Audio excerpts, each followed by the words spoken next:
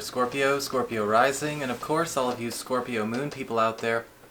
This is your weekly astrological and card horoscope for the week starting January 13th, 2020. And just a quick reminder for everybody out there, should everyone or anyone wish to get a session with me, you do need to go on ahead to my website. It's called integrativemysticism.com, or of course you may also just simply follow the links below. So what's going on when it comes to your astrology over the course of this coming week? Well, on Wednesday, we've actually got Venus, planet of love, harmony, and affection, forming a very charming sextile to Uranus in Taurus. And this is actually happening from your 5th house of love and romance, Pisces, to your 7th house of partnerships and closest one-on-one relationships, Taurus.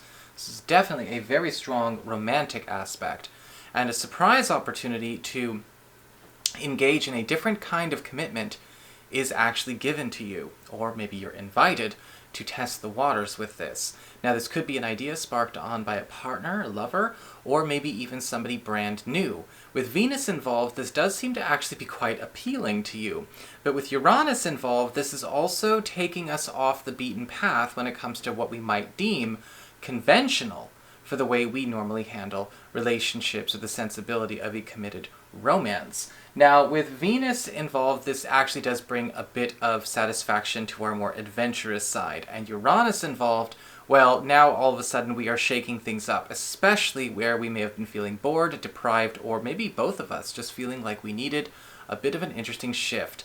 A partner will ultimately be going through a bit of their own, I guess you could say, set of epiphanies, set of shifts, and little awakening moments, and you get to be there and along for the ride. New people as well are ultimately breaking off the shackles and shells of, let's just say, older densities and older energies and incarnations that they have been holding on to, and we've got an interesting kind of fresh start to play with, a blank canvas, even if we've been in a relationship that's been around for a while. On Friday, we've actually got Mercury, planet of communications, haste, and speed, in Aquarius, which is your 4th house of home and family, forming a lovely sextile aspect to Chiron in your 6th house of work, your reputation, and your schedule.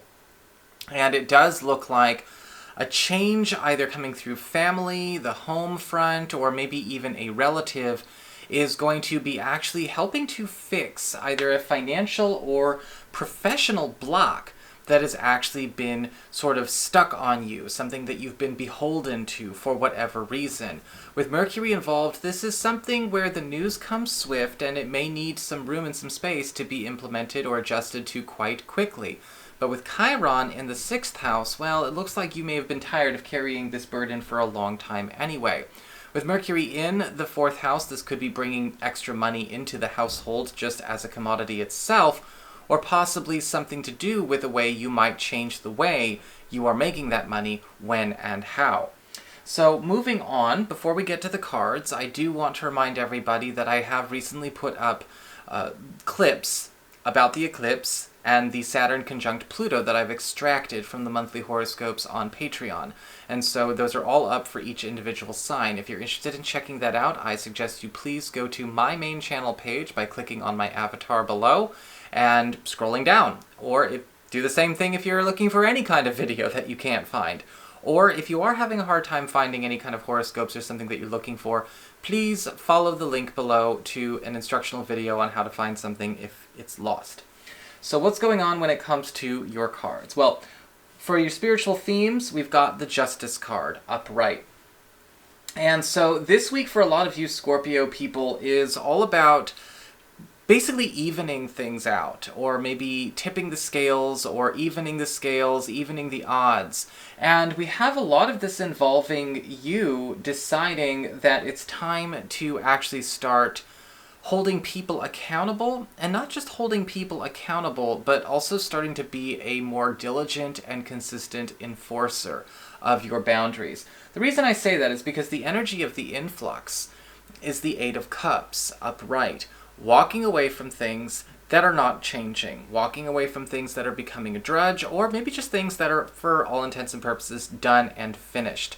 And you could be walking away from a lot, right? We're talking about walking away from maybe a certain type of work discipline or work style, or maybe even something coming through the household that's going to allow you to walk away from a block or some kind of drudge in the way that you earn your money. We've also see with the love area, we are walking away from one type of way of doing relationships to a completely different one. And with the influx of the Eight of Cups, with that Justice card, it's about, again, starting to walk that talk, right? We start to make good on our promises, maybe even on our threats, maybe even on our challenges. And starting to be like, look, no, that wasn't a threat, or that wasn't a promise, that wasn't just, me blowing smoke. That was more like a bet. And so now we have to make good on these things. Because with the outflux, what's going away with the Eight of Wands reversed, well, ultimately, we have to let go, or we are letting go, everyone's letting go, of things progressing too slowly. And for those of you who saw the monthly horoscopes for January, if you'll recall, I was talking about how Uranus retrograde turning direct, which this basically happened over the course of the weekend of the 11th, 10th, and 12th. We actually have this moment where everything that was happening, where people were taking things too slow to act, too slow to react, not doing things at their own time, not taking initiative, all of a sudden start speeding up anyway. And we've got developments happening a lot faster. If people have been taking it too slow, or they're being too precious with their plans, or giving maybe too many chances, this is a week where we start to see, the Eight of Wands reversed, the slow and steady, or even doddering, just isn't good enough anymore. And there seems to be something going on with your cards here, where even you start to just break away, which is really, really good. And we just start to actually throw our weight around. Again, make good on those bets, make good on those promises, make good on those statements. And everyone's doing that, which is nice. When it comes to your material concerns, well, with the material concerns of the Four of Pentacles reversed, we have some kind of release going on for you. If something has been held up, again, we have this move from a blockage that's been slowing down, or maybe holding up the works when it comes to the implementation of a new work opportunity, maybe the dispensation of funds or material wealth that you need. The Four of Pentacles reverse is also indicating people are a lot more open to you this week. In fact, there could be some news that's coming out, something being released, something that is finally getting broadcast, made public, or maybe just privately shared with you, that's going to be ultimately advantageous, professionally or financially. So whatever this influx is, whatever people have been holding out on you with, is no longer being held out. When it comes to the external, when it comes to your friends, your relatives, and the other people in your life, well, we've got the Star in reverse. And it does look like something is happening where a friend or a relative that maybe you were initially hoping would start to come through with either their part of a plan or an idea that maybe the two of you guys were going to go on an excursion with together, or maybe some kind of major churning point that we wanted to take together is finally ready to go and do that. You know how sometimes the way people are, they want to do something, but it's a hurry up and wait, or maybe we can't really do it without them, or we just don't want to do it with anyone else, but something in their life is holding them up. Well, the Star card reverse is indicating whatever's been blocking them, whatever's been standing in their way is finally coming to a close. We're at the last pages of that book for them. And that means it's almost all systems go for you. For your relationships with romance, we've got the Two of Swords in reverse. And again, a lot of you Scorpio people are basically committing to a completely new relationship path.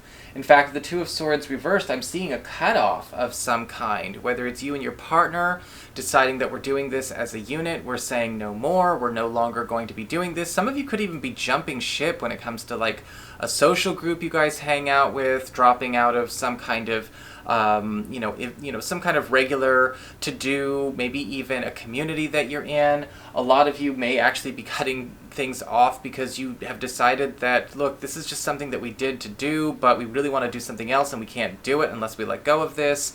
There's a commitment to a new type of way to spend our time together. And with the Two of Swords reversed, some of you who are currently just dating may even find out that it's time that we become a little bit more committed, declarative in our seeing each other, however we are seeing each other, and so everything is becoming so much more concrete by the end of the week. Either way, it looks pretty dang good. So that is your horoscope. I hope you enjoyed it. If you did, don't forget to like, share, and subscribe. Y'all know I appreciate it. And if you ever wish to get a session with me, just go on ahead to my website, integrativemysticism.com.